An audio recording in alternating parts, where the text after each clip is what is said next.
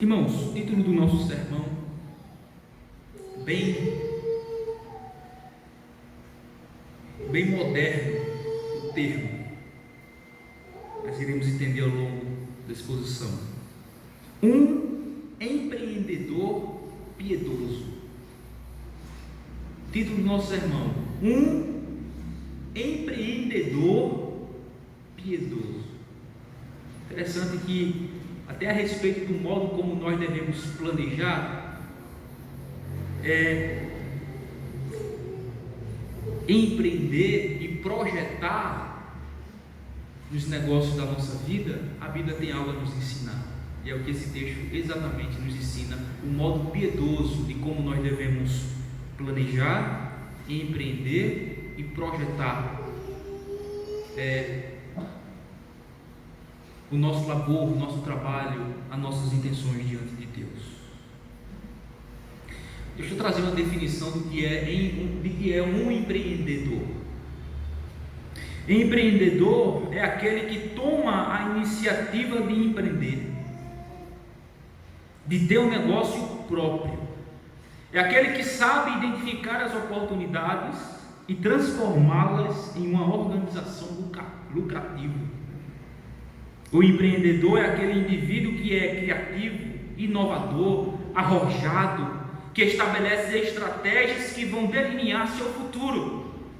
É aquele que sabe determinar quais e como seus produtos ou serviços serão colocados no mercado. O empreendedor é o que estabelece metas, que inicia projetos, que controla resultados, que visualiza e busca o sucesso do seu empreendimento. Ser empreendedor de sucesso é acreditar na sua capacidade de liderança, é estar motivado, ter capacidade de planejar para o longo prazo e maximizar seu desempenho no curto prazo. O bom empreendedor é aquele que analisa, identifica, define, decide e monitora o desempenho do seu negócio. É aquele que descobre armadilhas e que implementa novos rumos em busca de resultados eficazes.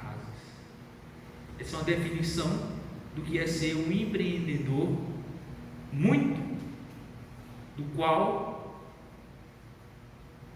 nós concordamos. Em outras partes, nós identificamos que falta nessa definição do que é ser um empreendedor piedoso, crente, temente a Deus. Essa é uma definição mundana do que é empreendedor. É aqueles que, como diz aqui, o empreendedor de sucesso é acreditar na sua própria capacidade. Biblicamente não. Biblicamente nós iremos ver nesse texto que Tiago trata desse assunto, que o empreendedor piedoso, ele considera e submete-se a Deus em seus planos, empreendimentos e projetos futuros ou projeções. Diferentemente do empreendedor que não teme a Deus, à luz do mundo, como traz essa definição, ele sequer toca, menciona ou considera a soberania, a providência e o governo de Deus sobre cada detalhe da sua vida. Diferentemente desse tipo de empreendedor, o empreendedor piedoso, crente, temente a Deus, considera e submete-se a Deus em todos os seus planos, empreendimentos e projeções, projetos futuros. Esse assunto é exatamente o que Tiago vai tratar nesse texto, mostrando três coisas basicamente. Primeiro, o modo pecaminoso de planejar, empreender e projetar o futuro. É o que ele vai falar no versículo 13 e 14. Ele vai mostrar o modo pecaminoso de ser um empreendedor. O modo pecaminoso de planejar, de empreender e de projetar o futuro. Outra coisa que o Tiago vai falar no versículo 15, ele vai mostrar o modo piedoso de planejar, empreender e projetar o futuro, para o futuro. No terceiro e último ponto, nós queremos ver a causa e a fonte da desconsideração de Deus no planejamento, no empreendimento e nos projetos futuros. É isso que Tiago vai tratar nesse texto que nós iremos ver a partir de então. Eu fiquei muito entusiasmado quando Deus me conduziu para esse texto, porque eu sei que na nossa igreja tem muitos empreendedores. A grande maioria tem os seus negócios próprios, tem os seus investimentos, tem os seus empreendimentos e logicamente pode ser considerado como um empreendedor. E hoje certamente Deus vai ensinar como devemos ser um empreendedor piedoso, um empreendedor crente, diferentemente do empreendedor mundano, cujo objetivo final e principal para eles é simplesmente o lucro, diferentemente do empreendedor piedoso, que é a glória de Deus. É o que Tiago vai mostrar nesse texto. Então, irmãos, considere e submeta-se a Deus em seus planos, empreendimentos e projetos. É o ensino desse texto. Em primeiro lugar, um modo pecaminoso de planejar, empreender e projetar o futuro. Versículo 13 e 14, vamos ler. Atendei agora, vós que dizeis: hoje ou amanhã iremos para a cidade tal, e lá passaremos um ano, e negociaremos, e teremos lucros. Vós não sabeis o que sucederá amanhã. Que é a vossa vida? Sois apenas como neblina que aparece por instante e logo se dissipa. Irmãos, Tiago começa chamando a atenção de forma imperativa, ordenando: prestem atenção. Ele diz: atendei agora, vós que dizeis. É o início da frase, isto é, prestem atenção, vocês que dizem. Preste atenção, vem cá, coloca toda a atenção sua para mim agora, presta atenção o que eu vou dizer a vocês. Vocês que estão dizendo o seguinte: hoje ou amanhã iremos para a cidade tal, e lá passaremos um ano, e negociaremos, e teremos lucros. Veja os verbos que é usado nessa afirmação, destes para os quais Tiago direciona essa carta.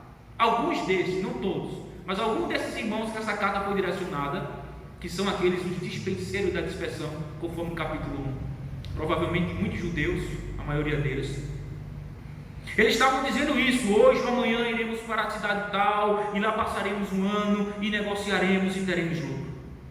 Veja a ousadia, e como nós iremos ver mais para baixo, a presunção, o orgulho, a arrogância desses irmãos de afirmarem categoricamente, sem sequer considerar Deus na equação. Ele diz: iremos, ele diz: passaremos, ele diz: negociaremos, e ele diz: teremos lucro. Ora, quando nós lemos este verso, logo surge a seguinte pergunta no nosso entendimento: qual é o problema de planejar, empreender, abrir algum negócio e projetar um futuro confortável? Qual é o problema disso? Vou repetir a pergunta: qual é o problema de planejar, empreender, abrir algum negócio e projetar um futuro confortável? Qual é o problema disso? A resposta é: nenhum. Nenhum problema. Desde que você não tire Deus da equação. Que era o que esses irmãos estavam fazendo. Eles estavam falando tudo que ele estava planejando, o empreendimento que ele tinha em vista, os lucros que ele tinha no futuro, sem considerar Deus. Eles estavam tirando Deus da equação. Então, não há problema nenhum você planejar um empreendimento, abrir algum negócio próprio, projetar um futuro confortável, desde que você não tire Deus da equação. Que era o caso aqui. Irmãos, Tiago não está falando contra o ato de planejar a vida e os seus próprios empreendimentos, mas ele está protestando contra aqueles que se chamam cristãos e fazem seus planejamentos de vida e profissional sem considerarem o domínio, o poder, o governo, a soberania, a providência e a vontade soberana de Deus em cada aspecto de suas vidas. É contra isso que Tiago está protestando. Ele não está protestando contra alguém fazer um planejamento de empreender, de abrir um negócio, de lucrar, de ter um futuro confortável para si e para a sua família. Mas ele está protestando contra aqueles que se dizem cristãos e desconsideram completamente o poder, o governo, a soberania, a providência de Deus e a vontade soberana dele em cada aspecto da sua vida. Ele está protestando contra esses que desconsideram essa verdade. São pessoas, irmãos, que vivem de acordo com o conceito do ateísmo prático. Esses cristãos que vivem de acordo com aquilo que é chamado hoje de ateísmo prático. E o que é o ateísmo prático? Pessoas que professam fé em Deus por meio de Cristo, mas que vivem como se Ele não existisse. Olha, isso é tão comum que vocês nem imaginam. Pessoas que professam a fé em Deus por meio de Cristo, pessoas que professam a fé cristã, mas vivem como se Ele não existisse. Desconsidera Deus e Cristo completamente das suas vidas, dos seus planos, dos seus projetos, das suas projeções, dos seus empreendimentos. Alguns irmãos estavam planejando seus empreendimentos independentemente de Deus, o que é absolutamente incompatível com a fé cristã, irmãos.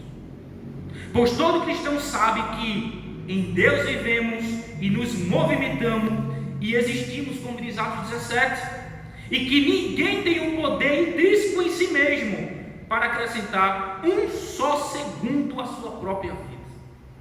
Um só segundo à sua própria vida. O cristão, na afirmação de Tiago, vós não sabeis o que sucederá amanhã, no versículo 14, a parte A. Ele diria, ou daria um retumbante amém para essa afirmação de Tiago. E na pergunta que Tiago levanta, que é a vossa vida?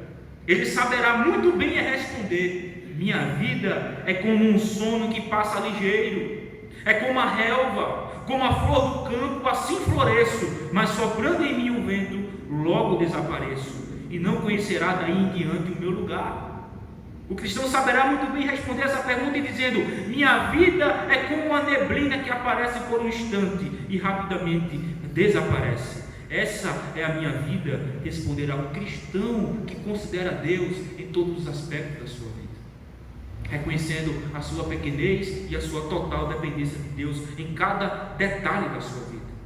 O cristão, irmãos, reconhece a supremacia, o governo, o domínio de Deus sobre todas as coisas, desde as coisas mais grandiosas e notórias, como, por exemplo, a criação e os fenômenos da natureza, até mesmo o conhecimento e o domínio de Deus sobre as coisas consideradas mais insignificantes, como, por exemplo, a quantidade de fio de cabelo sobre a nossa cabeça, ou o menor dos vermes existentes na criação. O cristão considera isso, o cristão sabe disso, crê nisso e considera essa verdade em sua vida, em cada detalhe. Sabe que Deus governa, está no controle e tem o poder sobre as coisas mais extraordinárias e grandiosas que podemos conhecer, até mesmo as coisas mais mínimas, como a quantidade de fio de cabelo que tem na nossa cabeça, como diz Jesus. Ele está no controle, ele está no domínio, e o cristão conhece e sabe disso. A nossa confissão, no capítulo 5, no parágrafo 1, que fala sobre a providência de Deus, diz assim: Deus, o bom Criador de todas as coisas, em seu poder e sabedoria infinitos, mantém, dirige, dispõe de e governa todas as criaturas e coisas, desde as maiores até as mínimas, pela sua muito sábia e muito santa providência, para que cumpram com a finalidade para o qual foram criadas. Isto é feito de acordo com a infalível presciência de Deus e o conselho livre e imutável da sua própria vontade, para o louvor da glória de sua sabedoria, poder, justiça, bondade infinita e misericórdia. O cristão sabe disso, ele crê nisso, e a sua vida vive basilada, fundamentada, de acordo com estas verdades, reconhecendo assim a sua total dependência de Deus, irmãos. Sendo sabedor dessas verdades, o cristão procura viver em todos os aspectos de sua vida na total dependência de Deus. Mas o que estava acontecendo? Não era assim que alguns irmãos para os quais essa carta foi destinada estavam vivendo e procedendo. Eles planejavam seus empreendimentos, projetavam seus futuros lucrativos que lhe proporcionaria conforto, mas não consideravam nem se submetiam a Deus em tudo isso. Desta forma, eles estavam desconsiderando a soberania e a providência de Deus e a total dependência que eles tinham de Deus.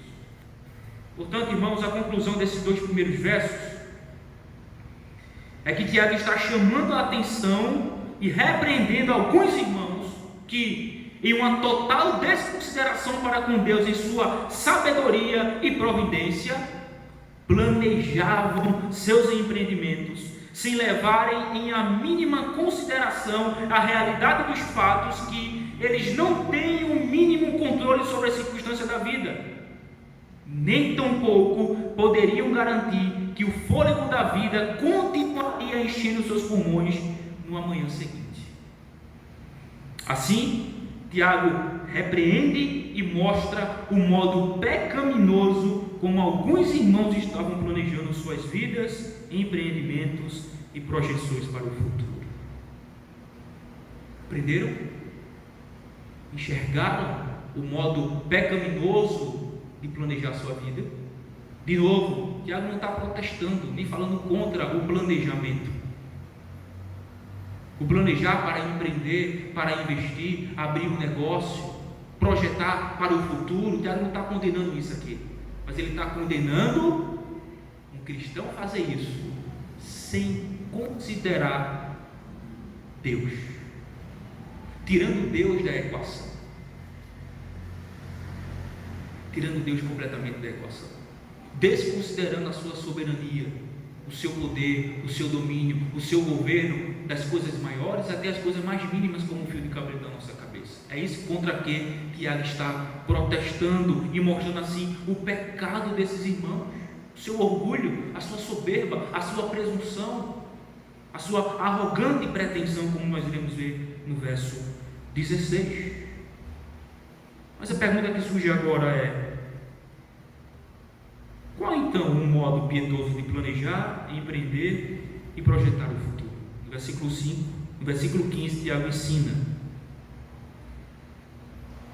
Versículo 15: em vez disso, desvieis dizer: se o Senhor quiser, não só viveremos, como também faremos isto ou aquilo.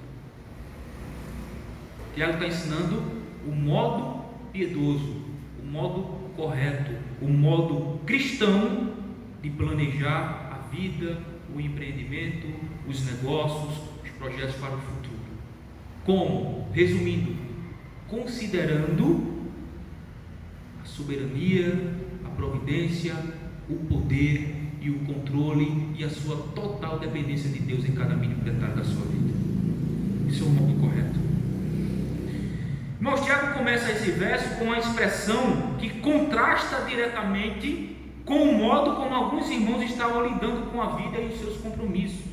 Ele diz, na primeira parte do verso, em vez disso, isto é, ao contrário do modo pecaminoso que vocês estão lidando com os compromissos da vida, vocês deveriam humildemente considerar a fragilidade e a incerteza de suas vidas, bem como a dependência que vocês têm de Deus. Desta forma, vocês estariam piedosamente planejando, empreendendo e projetando o futuro de vocês, considerando a soberania e providência de Deus em suas vidas. Assim também, entendendo e submetendo-se à boa, perfeita e agradável vontade de Deus. E sinceramente, e com contentamento, dizendo: se o Senhor quiser, não só viveremos, como também faremos isto ou aquilo. Agora, precisamos voltar nossa atenção para esta expressão aí: se o Senhor quiser, que é muito comum no dia de hoje. Se Deus quiser, Se o Senhor permitir, querendo Deus, eu faço isso, eu vou para tal canto, eu vou para aquilo. Mas muitas vezes essa frase na nossa boca, ela é totalmente destituída de significado. Precisamos entender que o que Tiago está ensinando aqui não é simplesmente pronunciar algumas palavras desprovidas de uma real significância na nossa vida, na minha vida pessoal.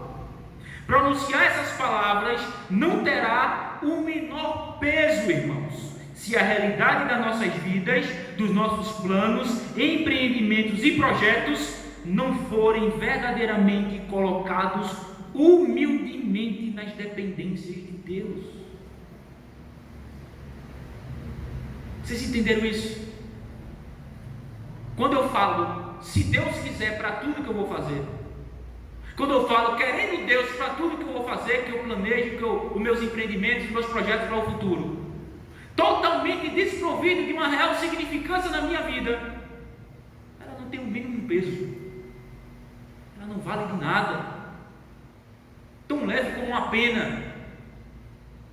Que adianta eu dizer, se Deus quiser, eu abrirei um negócio, eu irei investir, eu irei empreender, se quer, até então, eu não coloquei diante de Deus em oração. Entendem? O que é ser desprovido de uma real significância na minha vida, essa frase? É eu falar como uma demonstração de piedade e dependência de Deus, quando na prática, na minha vida pessoal e íntima, sequer eu coloco isso diante de Deus em oração. Sequer eu apresento primeiro a Deus os meus projetos, as minhas intenções, os meus empreendimentos, os meus negócios e os meus projetos para o futuro. Mas quando estamos entre nós, se Deus quiser, irmão Maíra, abrirei um negócio. Se Deus quiser, irmão Felipe, vou investir em tal e tal coisa, vou melhorar minha renda. Mas essa frase na sua boca não vale de nada, se de fato, em sua vida pessoal e íntima, você não tem colocado isso diante de Deus. Não vale nada. É a mesma coisa, tem o mesmo peso de um ímpio quando diz que crê em Cristo. Pergunta o ímpio aí, tu crê em Jesus? Creio, rapaz. Mas a sua vida é totalmente desprovida de significância real dessa verdade, dessa expressão, dessa palavra. Pergunta para qualquer ímpio, tu crê em Deus? Creio, ele é meu Pai, ele é meu Senhor. Tu crê em Jesus? Creio. Ímpios, muitas vezes tem mais o nome de Jesus e Deus na boca do que o próprio muito crente, mas não tem a mínimo peso as palavras que saem da boca dele. Assim também, irmãos, muitas vezes nós agimos como cristãos, planejamos empreender, investir, abrir um negócio, projetamos para o futuro, conversamos entre nós dizendo, se Deus quiser, Deus vai abençoar. Sequer a gente já colocou diante do Senhor a oração primeiramente. Isso significa o que é, se Deus quiser em nossa boca, querendo Deus, se for a vontade de Deus, totalmente desprovido de qualquer significado real na nossa vida. Quando eu falo isso, eu não coloco diante do Senhor de fato. Quando eu publicamente demonstro uma piedade e uma dependência de Deus em todas as coisas na minha vida, quando na verdade no meu íntimo, na minha vida pessoal e na minha comunhão que eu deveria com Deus, sequer eu apresentei isso a Ele. É mais ou menos assim, nós planejamos, empreendemos, projetamos, e quando está tudo pronto, a gente diz assim, Deus agora abençoa. Está errada a ordem. Primeiro começa em Deus, é executado por meio de Deus, com o fim de glorificar a Deus.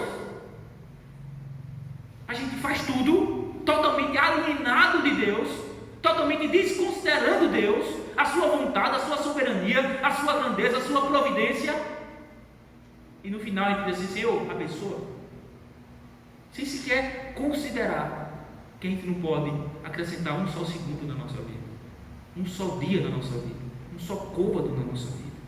Portanto, irmãos, o que Tiago está ensinando nesse verso é que todos os nossos planos, empreendimentos e projetos devem começar em e com Deus, ser executado humildemente na dependência de Deus, considerando a sua soberania e providência, e visando um fim último, que não é o lucro, mas sim a glória de Deus.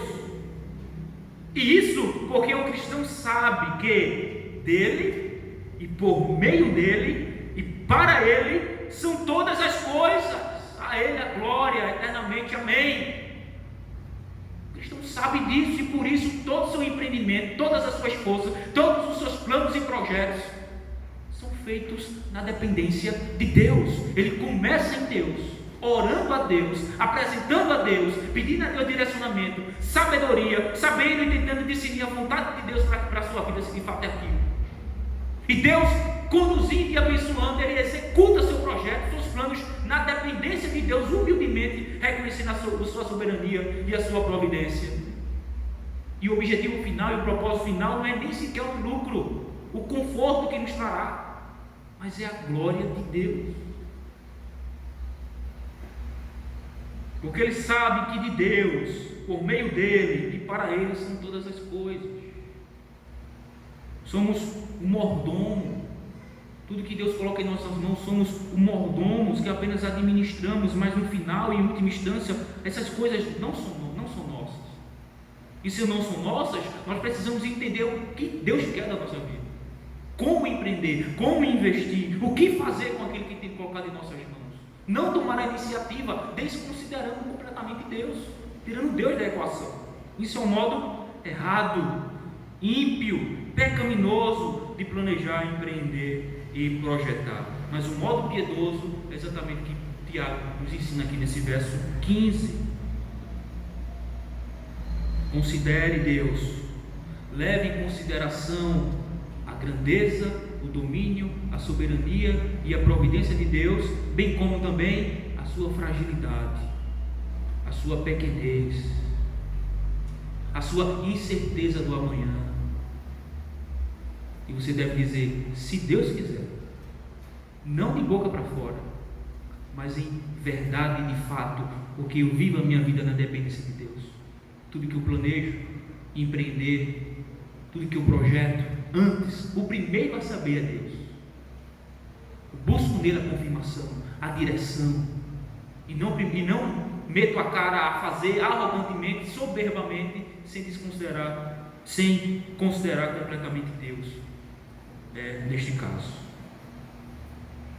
Terceiro e último ponto, está aí no versículo 16. Nesse verso 16, Tiago mostra a causa e a fonte da desconsideração de Deus no planejamento, empreendimento e projetos futuros. Versículo 16. Agora, entretanto, vos jactais das vossas arrogantes pretensões. Toda jactância semelhante a essa é maligna.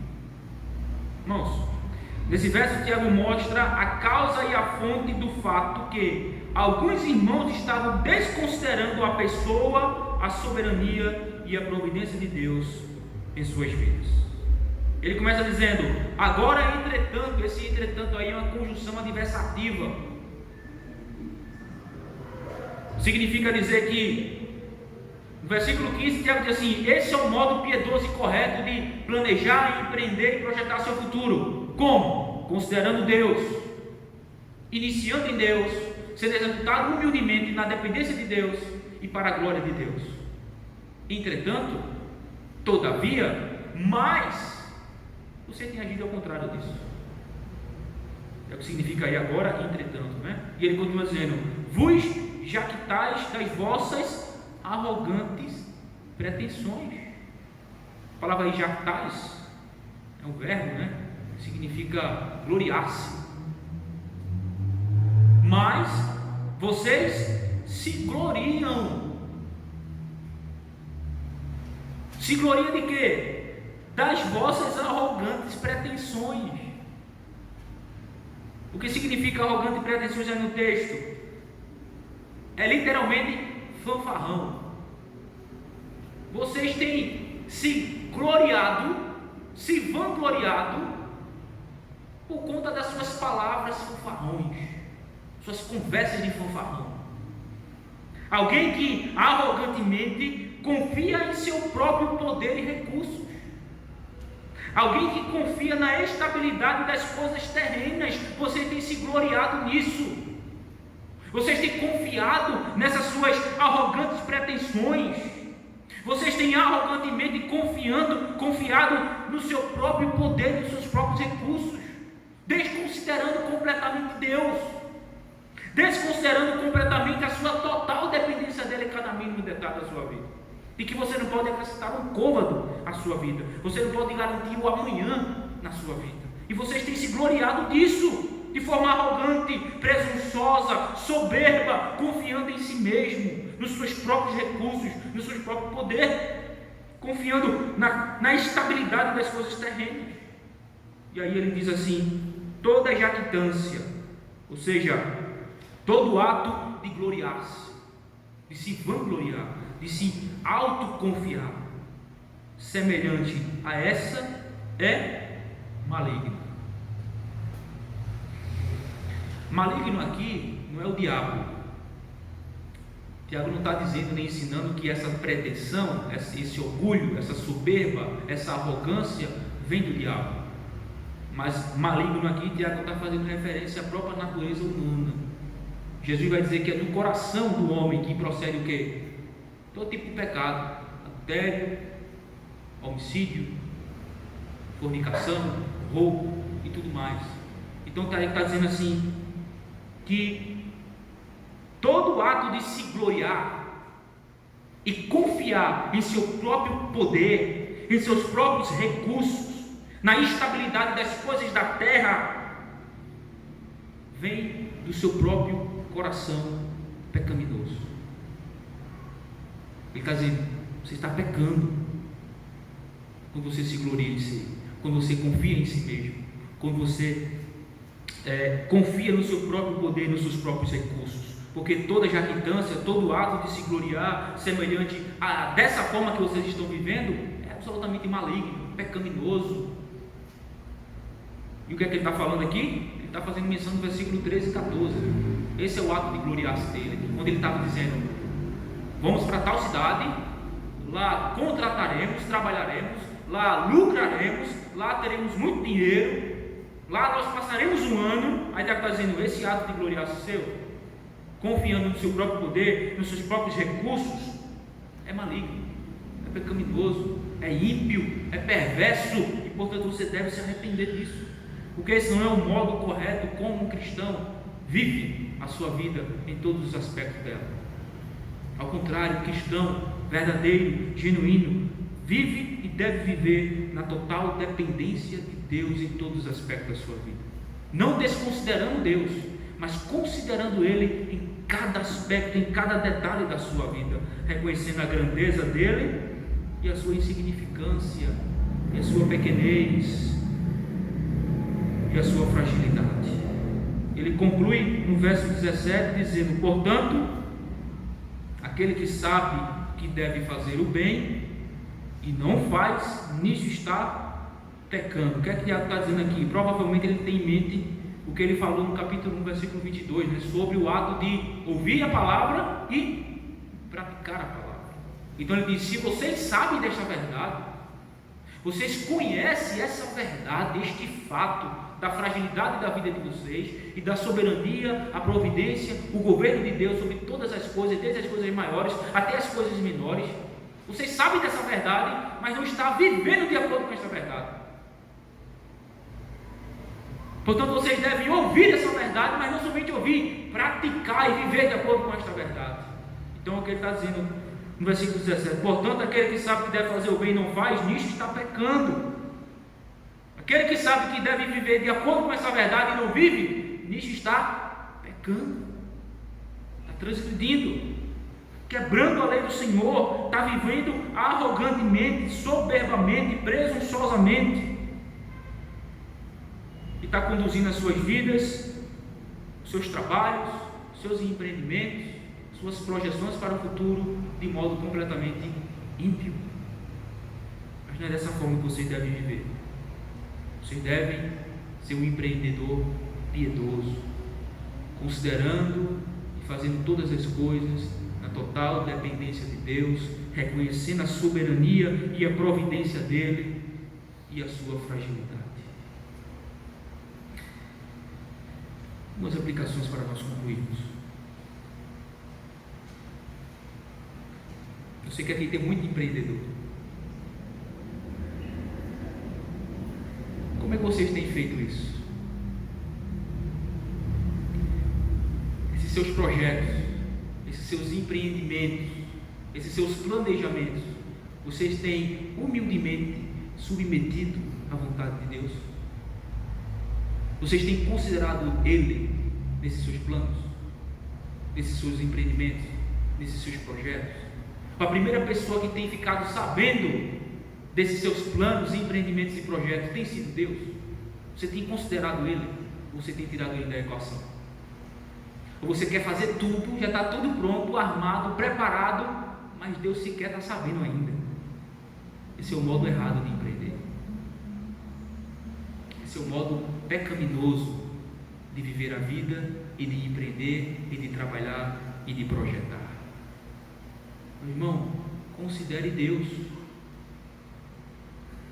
Um cristão sabe disso, que Ele está no domínio e no controle de todas as coisas, e desconsiderá-lo da nossa vida, dos nossos planos, empreendimentos e projetos, é algo ímpio e perverso, como nós acabamos de ver aqui no versículo 16. São arrogantes pretensões, são orgulho, soberbas e arrogâncias. É pecado, é errado.